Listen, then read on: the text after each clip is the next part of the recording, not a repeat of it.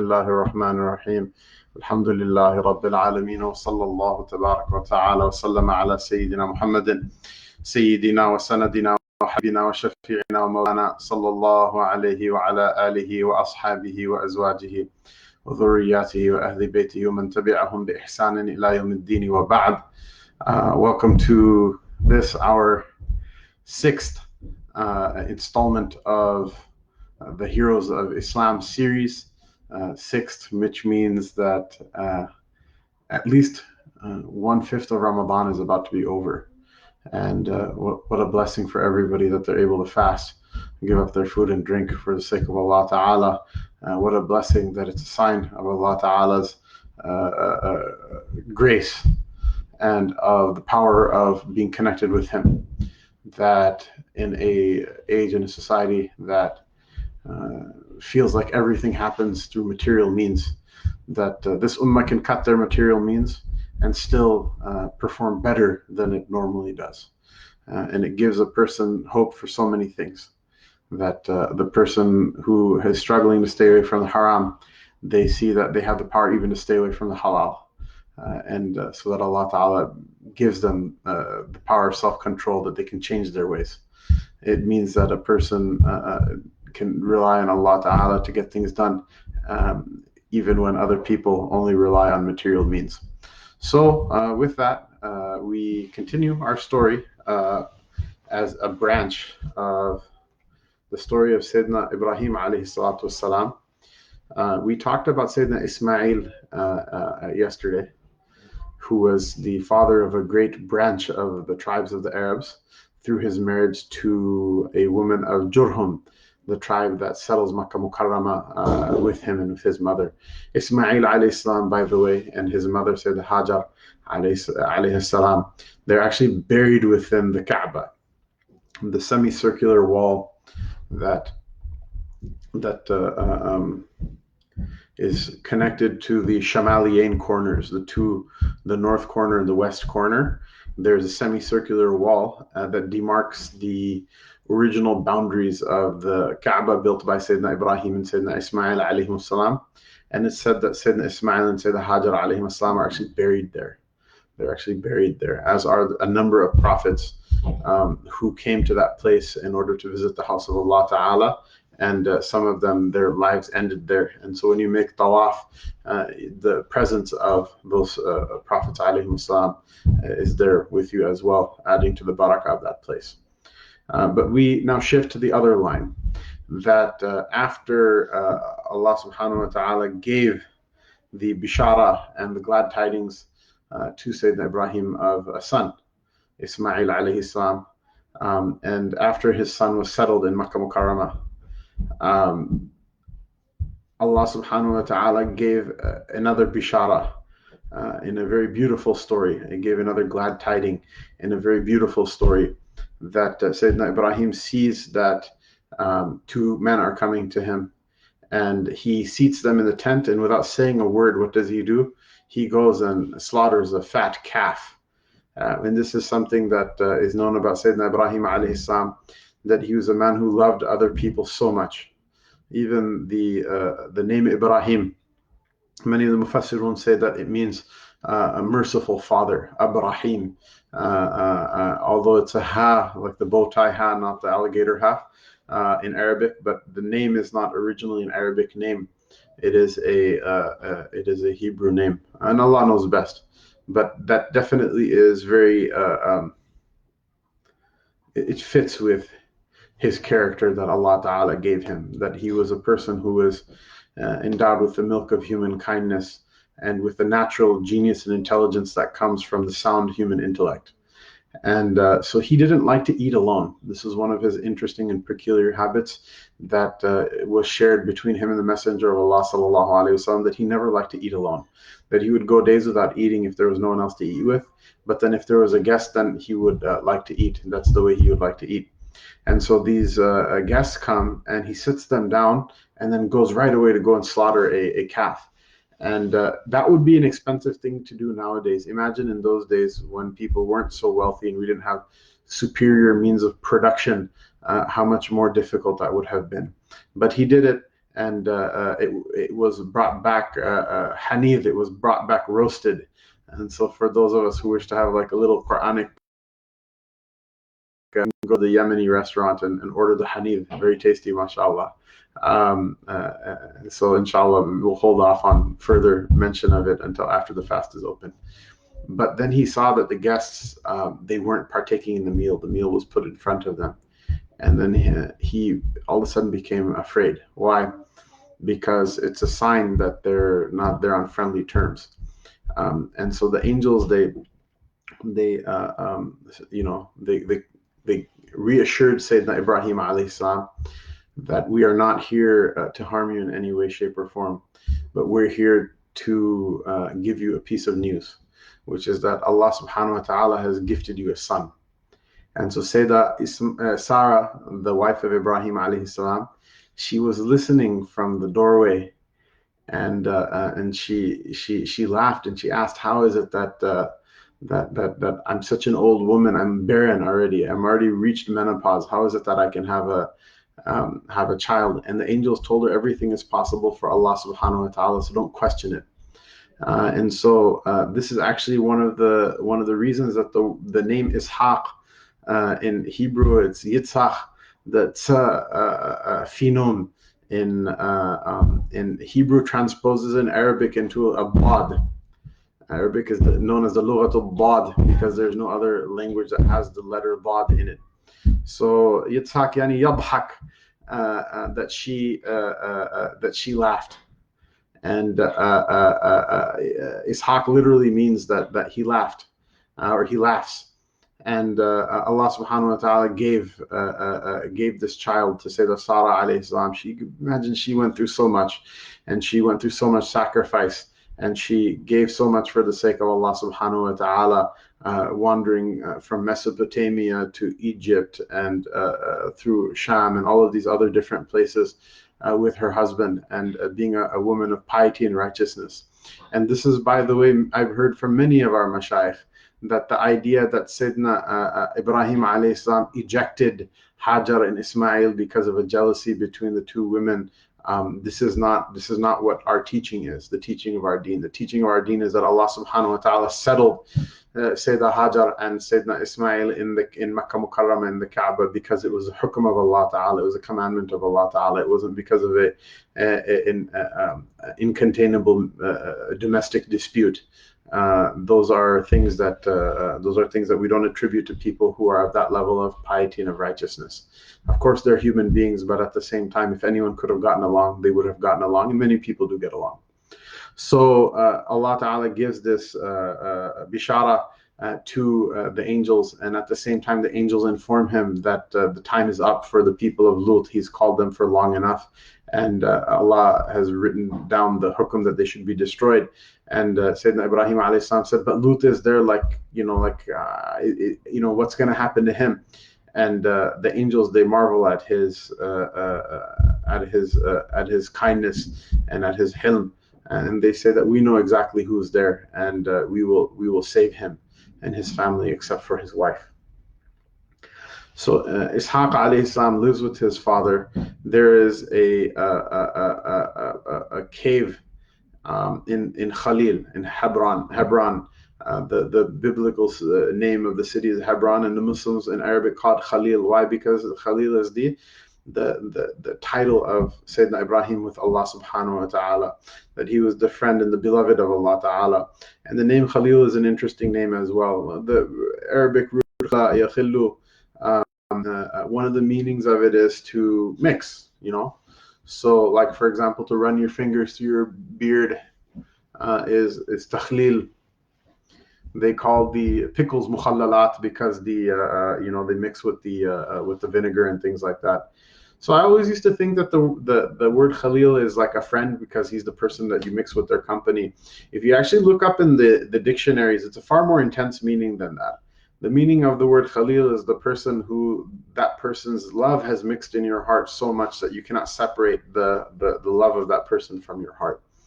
And so Sayyidina Ibrahim was the Khalil of Allah Ta'ala. There's a cave in Hebron, in Hebrew, I believe the name is Machpelah.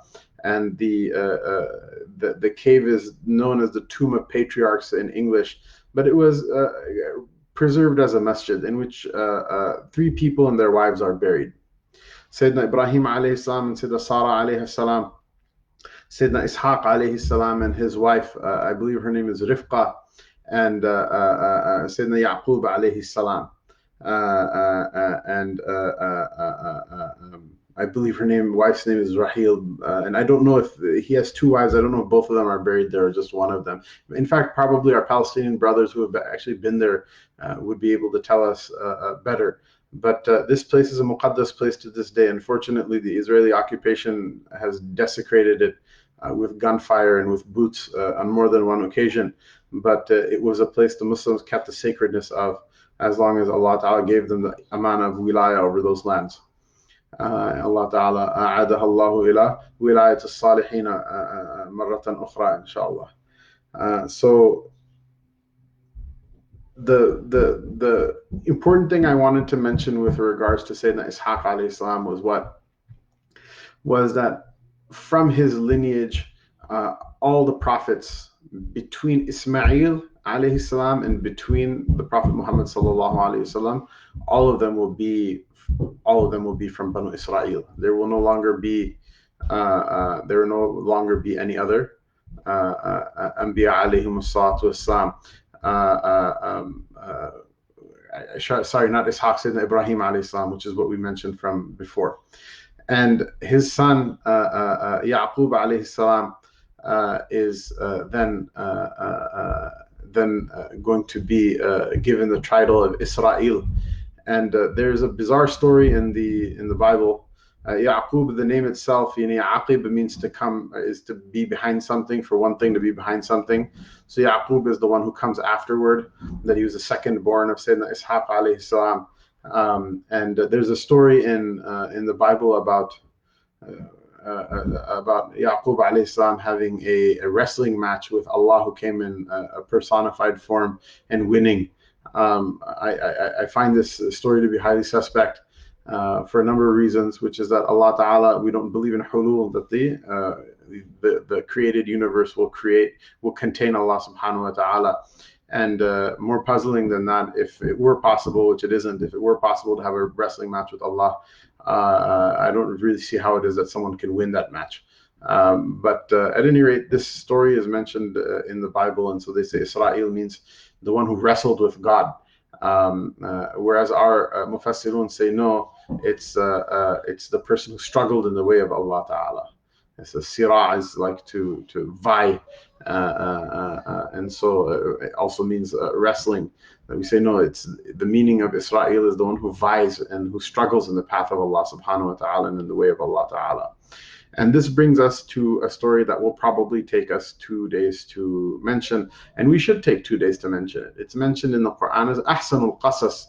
It's mentioned in the Quran as the most beautiful of stories, and that is the story of Yaqub alayhi salam and his sons, his 12 sons, and namely that of Sayyidina Yusuf alayhi salam, the biblical prophet Joseph.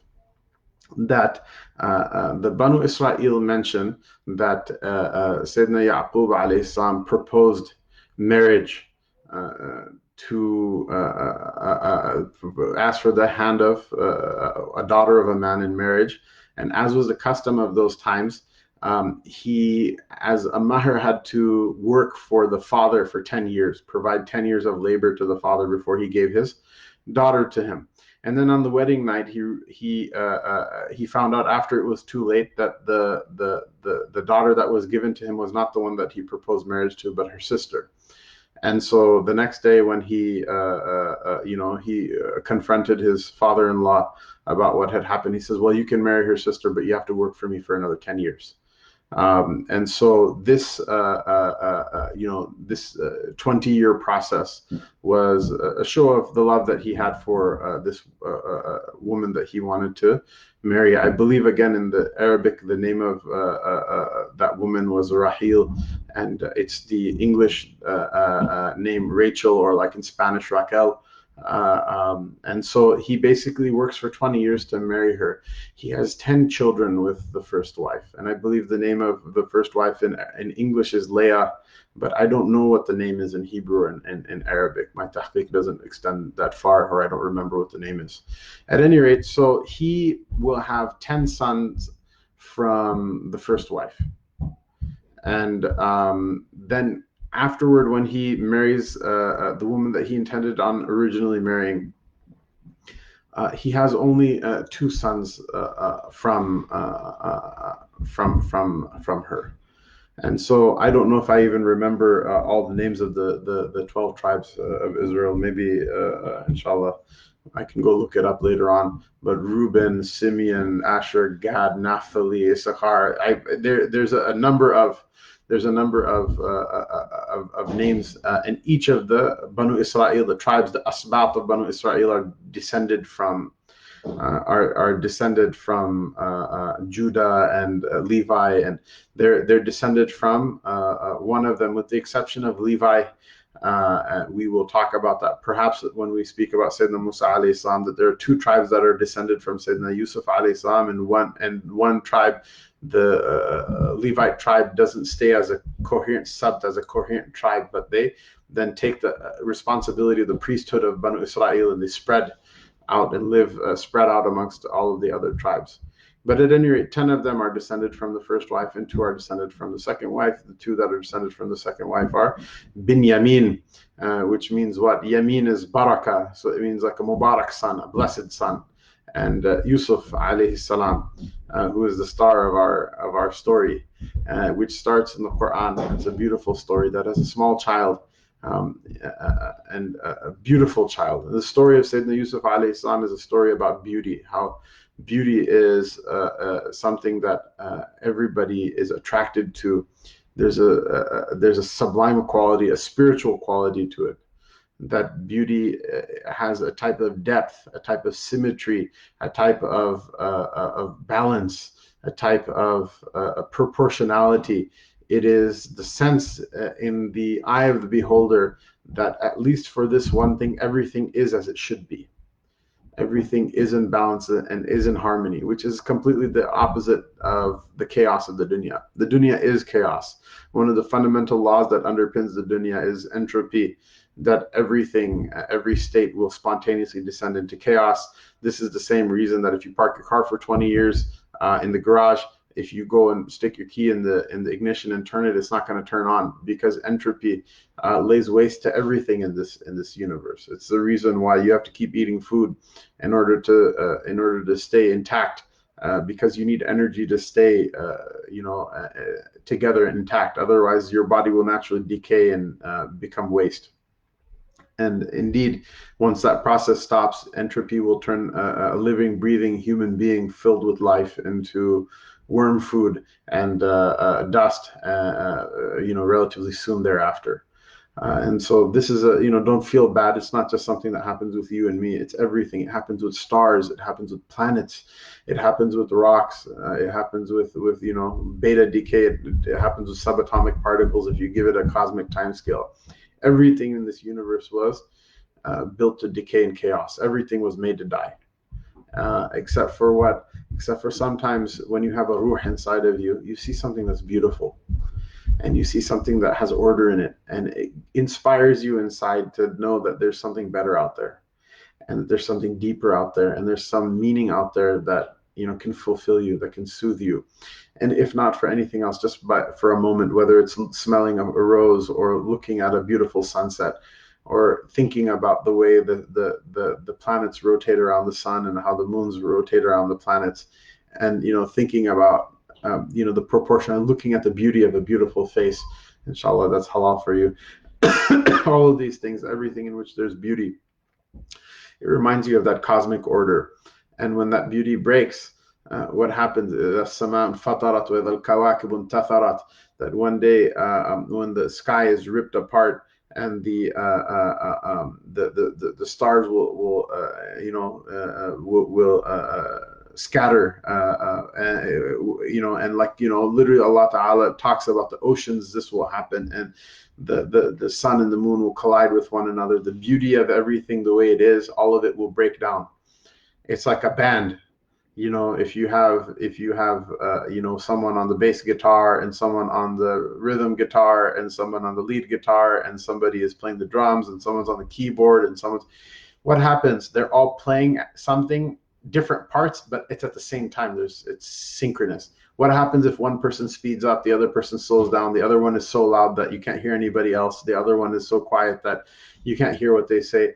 All of a sudden, that music that used to be pleasing, that there used to be some aesthetic quality and some beauty in it, all of it just becomes mush. It becomes noise, and ultimately it will just decay and defray into static. And so Sayyidina Yusuf alayhi salam, he was so beautiful. Allah Ta'ala put inside of him so much beauty, and the interesting thing is that there are signs. Subhanallah, there are signs. Allah subhanahu wa ta'ala put signs in the afaq wa fi anfusihim hatta yatabayyana lahum annahu al-haq. That Allah subhanahu wa ta'ala, he says that we'll show the people the signs in the horizons and in themselves until the affair of this deen is shown to them. It becomes manifest and clear proof to them that it's haq, that it's truth. And so the issue is that some people are yakhiruna alayha summan wa amyana, that they're deaf and they're blind to those signs, or they see the signs and they don't know how to read them properly. So Sayyidina Yusuf alayhi salam was this just superlative expression of beauty. He was just beautiful inwardly, outwardly, in every way, shape, or form. He was beauty, and he was beautiful. And everyone he would go to, all of them, his beauty was like a fitna for them. It was a tribulation for them, and they dealt with it differently. And some people at various levels of success, and some people, their inability to understand his beauty, to interpret it properly, and to take a proper lesson from it, will end up destroying them. Some of them completely, and some of them partially, some of them reparably, and some of them irreparably. And the only person in the entire story who passes the test very clearly, or I should say the only two people in the story that passed the test very clearly and stay on point, is Sayyidina Yusuf alayhi salam himself and his father Sayyidina Yaqub. And so imagine that his father married the woman that he loved so much that he labored 20 years for her hand in marriage. And he has these two sons, and in particular the son Yusuf alayhi salam, who is again a kid that like anyone would be proud of. And the story starts with him going to his father and telling him about a dream. And that dream is what? He says, "Oh, my dear father, I saw the sun and moon and 11 stars, all of them in sujud, in prostration in front of me." And Sayyidina Yaqub alayhi salam, he knows right away what the meaning of this dream is. And he says to him, he's like, "Look, one day you'll see what the meaning of this dream is." He says, "Don't tell this dream to your brothers because they will be very jealous. It's not like, it doesn't take rocket science, that he's the 12th of 12 children. So he has 11 brothers, and the sun and the moon are who? The sun and the moon are his mother and his father. His mother and his father.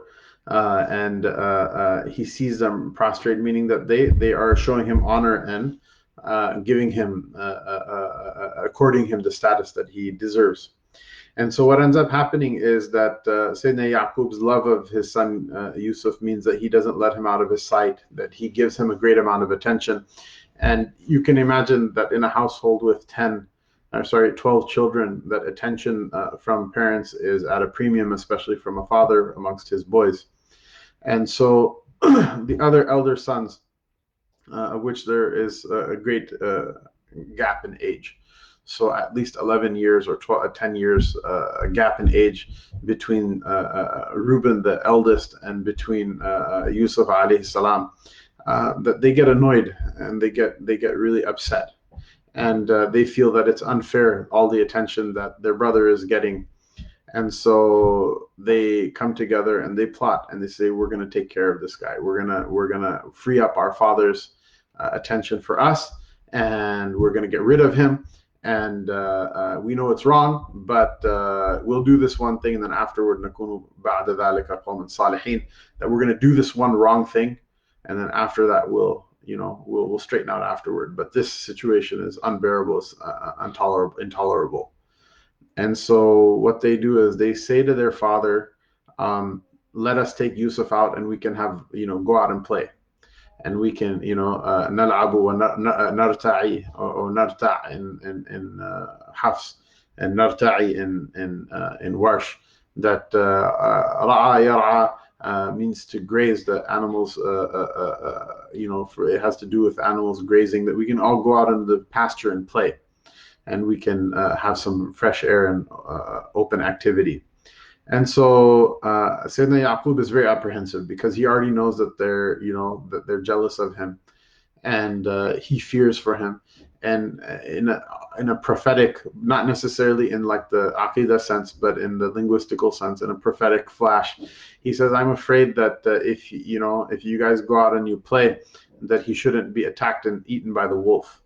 And they say, oh, our father, there's like 11 of us. We're like a big group of people, and we'll be able to protect him.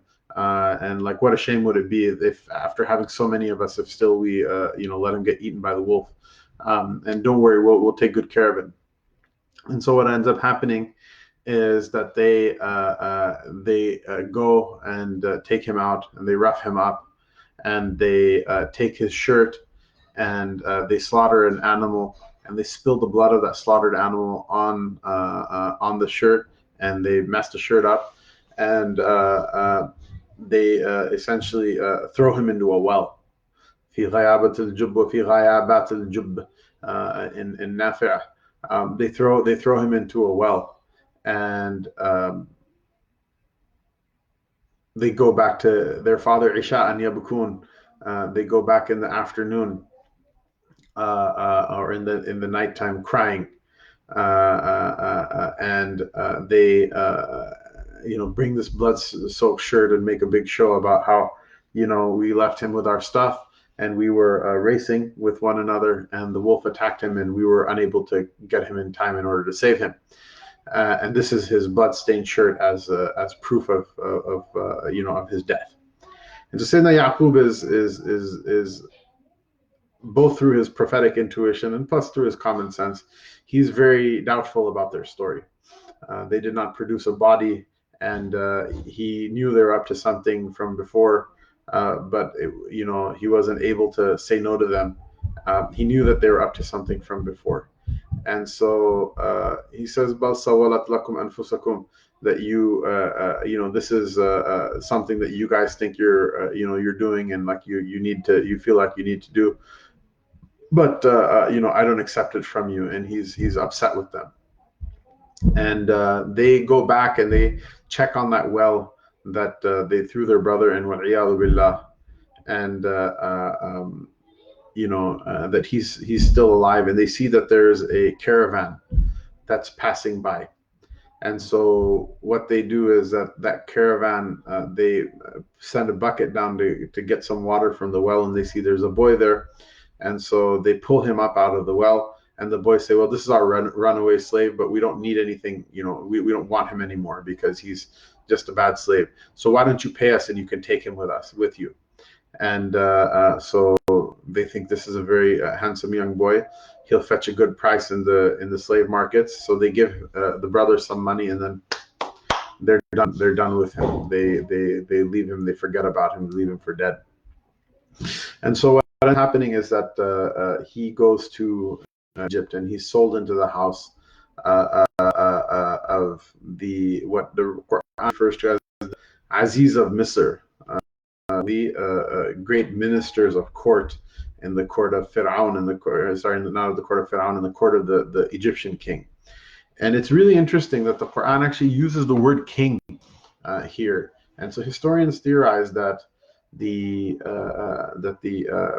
rule of Egypt at this time wasn't actually by native Egyptians, but there was a nomadic people called the Hyksos, who were a Semitic speaking people who spoke a language that was similar to Arabic, and at least taxonomically similar to Arabic, similar to Hebrew, similar to Syriac and Aramaic, all of these languages that share a similar root system. And so he is a minister in the court of the king. And the Quran uses the word king, and the historians, they theorize that it's the Hyksos that interrupt the native Egyptian rule by their conquest. And so the name for this Aziz in the Bible is Potiphar. And even our books of tafsir in Arabic, they mention the name of the Aziz as Qitfir, which is essentially the same name. And he has his own really interesting story, that he's a very old man, and he is a kind man and a just man and a wise man, and he is a minister of state in Egypt, obviously in the service of the king. And he marries a young woman, and this woman that he marries, she sees her husband in dreams, and her husband is a very handsome man and a very attractive person and kind to her, and she's totally in love with him and all of these things. And so she sees him in dreams, and this is when she gets married to this Qitfir, the Aziz of Misr, the Aziz of Egypt, the great man of Egypt, she is kind of startled and taken aback that, who is this old man? This is not the man I saw in my dreams. And so whatever, he's a nice guy, he takes good enough care of her, and she just lives with him. It's not the worst thing that could happen, but it's kind of a disappointment and a heartbreak for her. And so what ends up happening is that that household ends up buying this slave boy who is no other than Sayyidina Yusuf alayhi salam. And so they raise him with great kindness, and they say that we'll treat him like our own son. And the problem is what? The awkward situation is that as he starts getting older, it becomes clearer and clearer to her that this is the man that she saw in her dreams, that she had fallen in love with. And he's an extremely handsome young man. And she's stuck with this old person who she has very little in common with and very little connection to. He may treat her well enough, but it's not in any way, shape a fulfilling marriage or relationship. And so this pressure and tension mounts in her, and she eventually, falls so in love with Sayyidina Yusuf alayhi salam that, the story that's mentioned in the Quran happens, which is what? That when they're in the house, she calls him to her chamber and closes the door and calls him to something, to basically to come to her in a way that's not appropriate. And he says no, ma'adallah, Allah ta'ala protect me from it, and he runs away. And there's an expression in the Quran that's very, very it's very important for a person to focus on, which is lola ara'a burhan hammat bihi wa hamma biha lola ara'a burhan rabbihi, that she was taken by him. He took her breath away. That's how in love she was with him. And he would have also been in love with her also. She was a beautiful woman. Lola ara'a burhan rabbihi, if it wasn't that he saw the proof of his Lord. So the tafsir of this ayah is that Allah subhanahu wa ta'ala, in that moment, to protect him because he's a nabi, to protect his isma, his prophetic infallibility, he showed him the timthal, the form of his father, Sayyidina Yaqub alayhi salam. Whether it was something, just a tajalli that he was shown, or whether it was actually Sayyidina Yaqub who through miraculous means was able to speak to his son. I don't know, but he showed him Allah showed Sayyidina Yusuf at that moment the form of his father, who is a prophet, saying that, what is this? This is haram. You cannot go to this woman. And so he turned and he tried to get away, and she chased him and ripped his, tried to grab his shirt, but he got out. And what ends up happening is now they're stuck in an awkward situation that she's completely jilted and she feels horrible, as a person would feel horrible if they, were jilted by somebody that they were so in love with, like that. And he's also in a bad situation as well, because it's very awkward for them in the house. And they very soon find the Aziz returns home. And in order to exonerate herself from the situation, she says to her husband that what do you think should happen? What should the consequence be to somebody who wishes to do ill by your family? Meaning she levels a false allegation against him that he tried to force himself on her, and Sayyidina Yusuf is pleading with him that no, I never did anything of that sort. She was the one who tried to chase me down, and she was the one who accused me, she was the one who called me to do this thing. I would never do this to you. The Aziz of Misr treated him well. So he said, I would never do this to you. This is not like something that I ever even thought about. And so what happens is, before we continue with what happens in the story, let this be a very potent reminder for all of us as well. Which is what? Which is that the Nabi sallallahu alaihi wasallam mentions that if a non-mahram man and a non-mahram woman, a man and woman who are not of marriageable kin, meaning not your sister, not your mother, not your daughter, but two people who are of unmarriageable kin, obviously not your wife because she's halal for you, but somebody who's not a mahram. When the two of them are together in seclusion or in isolation, then the third one with them is shaitan. Why? Because it's a very perilous situation to be in. And even the Nabi Yusuf alayhi salam, imagine, that he is a prophet and his maqam is so high, and he never intended any evil and never looked at the wife of the Aziz in that way.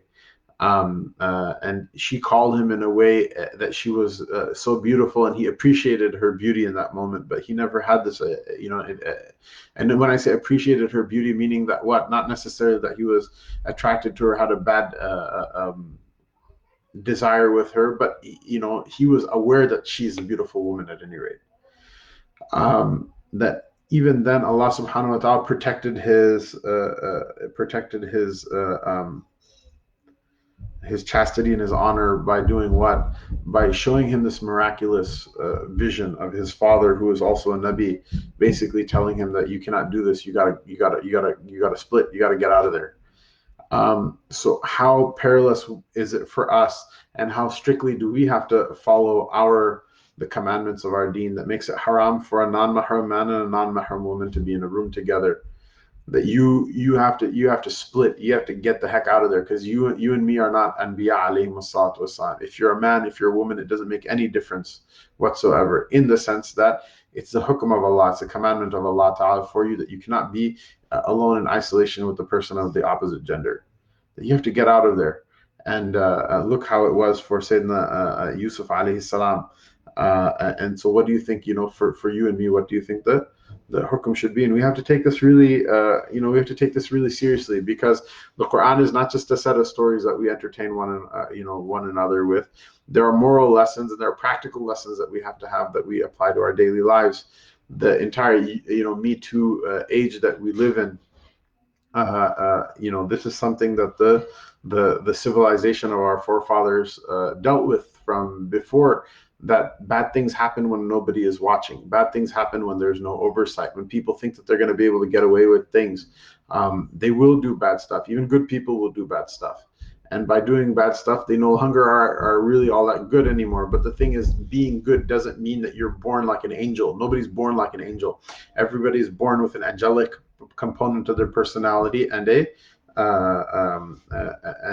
animalistic component to their personality. And being a good person involves knowing who you are, that you have this animalistic capacity inside of yourself, and managing around it, not putting yourself in a situation where you put yourself and others at the mercy of those animalistic tendencies. That Allah Ta'ala said, fine, if you have this desire, go get married, have a husband, have a wife, and find a proper outlet for this desire, but don't take it out in a haram way, and try to make sure that you avoid putting yourself in those situations. It's something that's worthy of mention. At any rate, I think we have reached somewhere close to the midway point of the story, as well as somewhere close to the end of our time for today's session. Allah subhanahu wa ta'ala give himma to all those people who are fasting, give them courage and give them madad, give them help in order to be able to get through the fast, and to rise through it in energy and in power, in a way that transcends physical means. Allah subhanahu wa ta'ala accept our du'as. Allah subhanahu wa ta'ala accept our fasting. Allah ta'ala accept our prayers. إِنَّمَا يَتَقَبَّلُ اللَّهُ مِنَ الْمُتَّقِينَ. Allah ta'ala accepts from no one except for the one that fears him. May Allah subhanahu wa ta'ala accept from all of us that we only did this. We cut off our hunger, or cut off our food and drink, and accepted and embraced hunger and thirst, out of fear of disobeying his commandments, and hope and longing that one day when we meet him, this will be a proof in our accounts that we did love him and we did something for his sake. May Allah subhanahu wa ta'ala accept your prayers, accept your fasting. Inshallah, hustle in the night, inshallah. The fast is difficult, and it's difficult to pray Taraweeh when there's no imam, there's no masjid. Hustle, make it happen, inshallah. Even if you have to make the rak'at short, but pull yourself together and do this thing. The Nabi sallallahu alaihi wasallam said, من صام رمضان إيمانا واحتسابا غفر له ما تقدم من ذنبه ومن قام رمضان إيمانا واحتسابا غفر له ما تقدم من ذنبه. The one who fasts the month of Ramadan in faith in Allah and hope for reward from him, Allah Ta'ala will forgive them all their sins that came from before. And the one who stands in prayer in Ramadan and Iman and hope for reward from him, that person, Allah will forgive their sins that came from before. May Allah subhanahu wa ta'ala make us from amongst those people who fast in the day and stand in the night, in faith in him and hope for reward from him, that he can forgive us our sins and rectify our shortcomings, and make our future better, and give us the tawfiq to take up the path of righteousness and to be better people tomorrow than we were today and yesterday. Allah subhanahu wa ta'ala give relief to all of those who are suffering at home and around the world from coronavirus and from any other ailment, be it physical, mental, spiritual, psychological, economic, political, whatever difficulties people are going through. May Allah ta'ala make this fast a means to ease their difficulty and to change for them after difficulty, facilitation and prosperity, and may Allah Ta'ala make it a means for our salvation in this world and the hereafter. Wa sallallahu tabaraka wa ta'ala wa sallama ala Sayyidina Muhammadin وعلى سيدنا محمد وعلى آله وصحبه أجمعين. والسلام عليكم ورحمة الله وبركاته.